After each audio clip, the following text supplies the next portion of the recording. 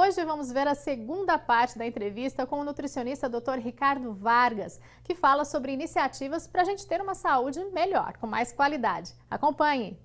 Ricardo, já se sabe que cuidar apenas da alimentação não garante uma saúde integralmente boa. Existem outros fatores que estão envolvidos também. Fala um pouquinho sobre isso, porque no programa passado nós falamos muito sobre alimentação, produtos industrializados, a questão do sódio. Agora, de uma maneira mais geral, a alimentação relacionada ou associada com outras práticas de saúde, e que práticas são essas e qual o benefício desse conjunto? É interessante que você levando só uma alimentação saudável, você se expõe menos a determinados problemas de saúde, mas você não isenta a possibilidade desses problemas chegarem até a sua casa. Você precisa de um estilo de vida saudável. E a gente fala a respeito do alimento. Também não me interessa só a qualidade, mas sim a quantidade que eu como. Agora, para eu controlar a quantidade de alimento, eu já preciso de uma prática saudável, que é a questão do sono, o dormir cedo. Se eu não durmo dentro de horários adequados, e horários adequados são entre 10 e no máximo 11 da noite, crianças antes das 10 da noite, por quê?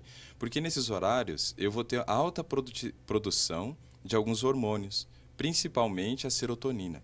A serotonina é um hormônio que depois serve como neurotransmissor, favorecendo a transmissão do impulso nervoso, e ele diminui a ansiedade. Então tem muita gente que por falta de sono tem comido muito mais do que precisa. Tem ingerido mais calorias no dia seguinte porque come por impulso, na ansiedade, e não para simplesmente nutrir o seu organismo. Com isso, calorias estão sendo ingeridas a mais e favorecendo o ganho de peso.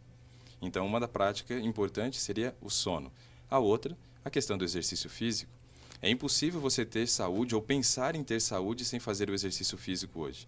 O exercício físico ele te serve para várias questões relacionadas à saúde.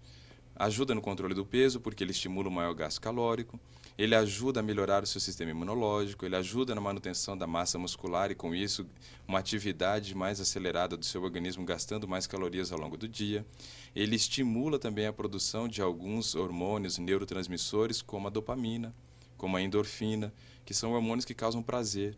E muitas vezes as pessoas, por não fazerem exercícios e estarem com uma baixa qualidade ali, ou quantidade desses hormônios, acabam partindo para outros artifícios na tentativa de aumentá-los.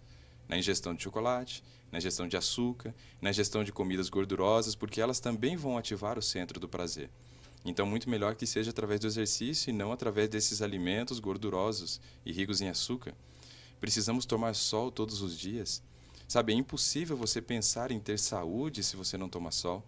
O sol ele ajuda ali na construção da vitamina D ativa, na manutenção e integridade dos ossos, dos dentes. A vitamina D é importante para a maturação de células nervosas, é importante para a manutenção das células nervosas e ajuda no processo de memorização.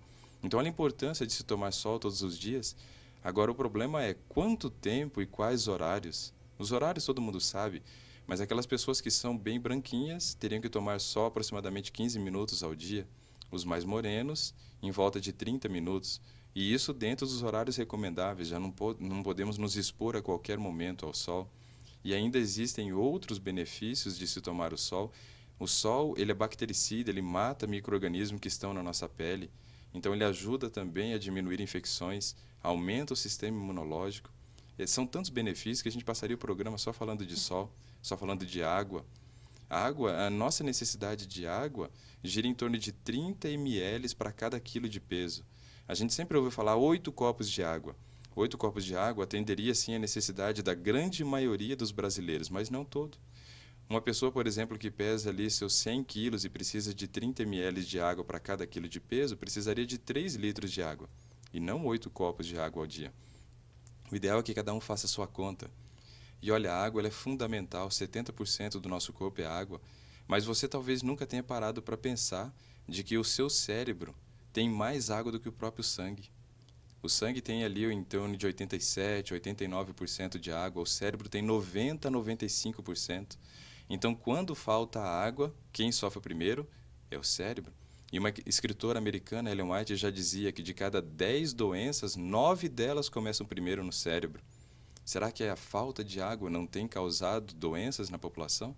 Não tem enfraquecido o sistema imunológico, diminuído o funcionamento cerebral?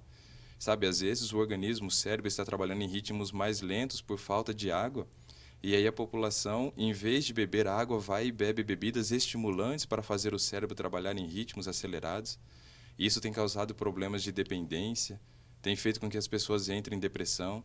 Então, olha, os benefícios de cumprir os remédios que Deus deixou são imensos, e nós precisamos aprender a colocá-los em prática a cada dia.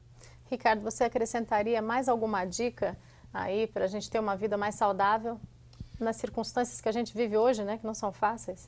Olha, nós precisamos muito a questão da temperança. A temperança é você cumprir tudo aquilo que foi orientado por Deus de forma moderada. Mas o moderado da seguinte forma: se Deus diz que é bom beber água, eu preciso beber água na quantidade moderada. Esse que é o moderado.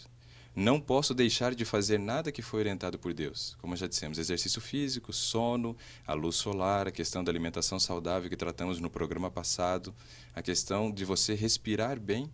Sabe, hoje nós não temos a qualidade de ar que se tinha no passado, mas nosso maior problema não é só a qualidade do ar, é como eu respiro.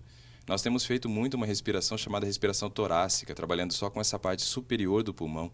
Eu perco 70% da minha capacidade respiratória quando trabalho dessa forma, na respiração. Preciso deitar, colocar um livro na minha barriga, aprender que quando eu inspiro, esse livro precisa subir ali, inflar a minha barriga, para estimular o meu diafragma a trabalhar. Outro exercício fundamental para se aprender a respirar de maneira adequada é fazer exercício físico. Então, é uma combinação de fatores se nós queremos ter saúde. Agora, a gente não pode fechar todos esses remédios sem considerar o remédio mais importante, que é a palavra de Deus. É confiar em Deus. É estudar a palavra de Deus diariamente. Existem pesquisas que foram publicadas na revista American Scientific Brasil, de que as pessoas que meditam na palavra de Deus, elas modificam a estrutura cerebral.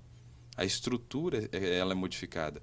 Ajuda no controle da pressão sanguínea, diminui a ansiedade, melhora a memorização. Então, quer dizer, você recebe benefícios como um todo ao estudar a palavra de Deus. Mas o maior deles é a certeza de ter a vida eterna que foi reservada para nós quando Cristo morreu na cruz do Calvário.